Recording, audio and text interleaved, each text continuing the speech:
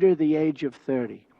Like all young men and women, they seek great futures to build, great national projects to join, and a place for the untapped potential.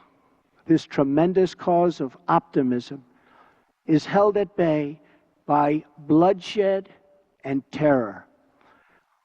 There can be no coexistence with this violence. There can be no tolerating it, no accepting it, no excusing it, and no ignoring it.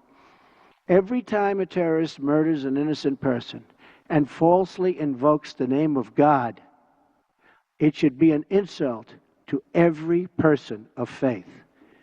Terrorists do not worship God. They worship death.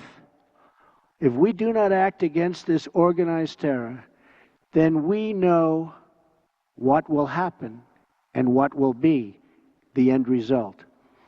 Terrorism's devastation of life will continue to spread.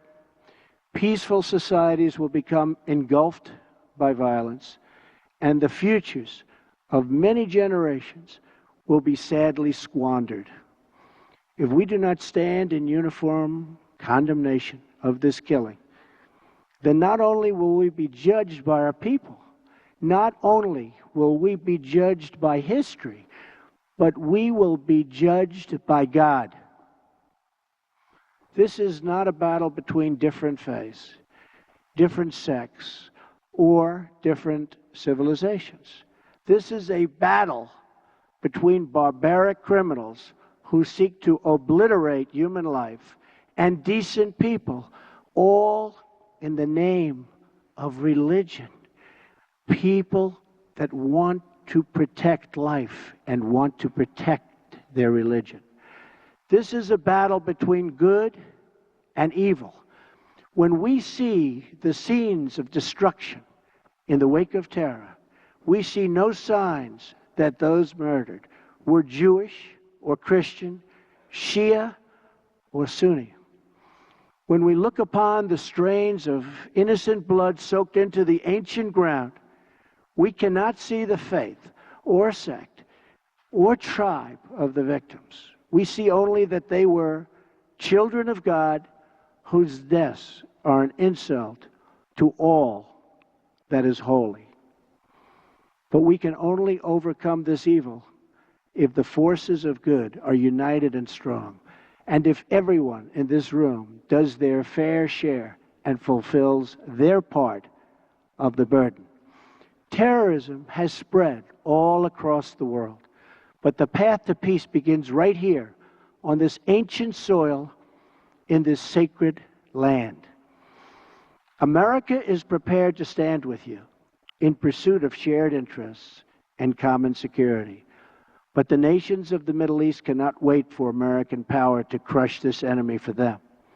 The nations of the Middle East will have to decide what kind of future they want for themselves, for their country, and frankly, for their families and for their children. It's a choice between two futures, and it is a choice America cannot make for you. A better future is only possible if your nations drive out the terrorists and drive out the extremists. Drive them out. Drive them out of your places of worship. Drive them out of your communities. Drive them out of your holy land. And drive them out of this earth. For our part, America is committed to adjusting our strategies to meet evolving threats and new facts.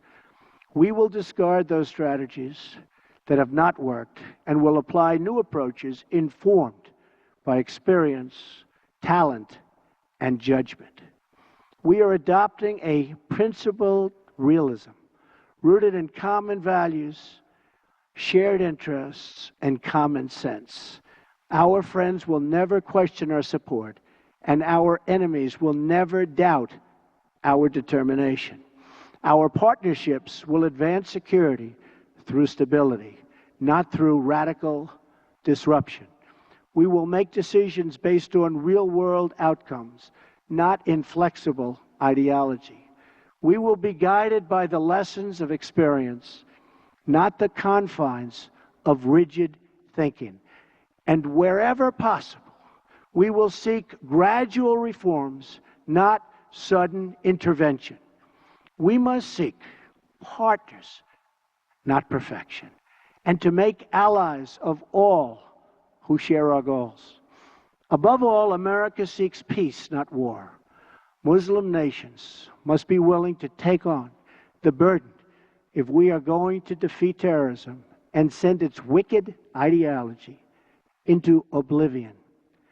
The first task in this joint effort is for your nations to deny all territory to the foot soldiers of evil.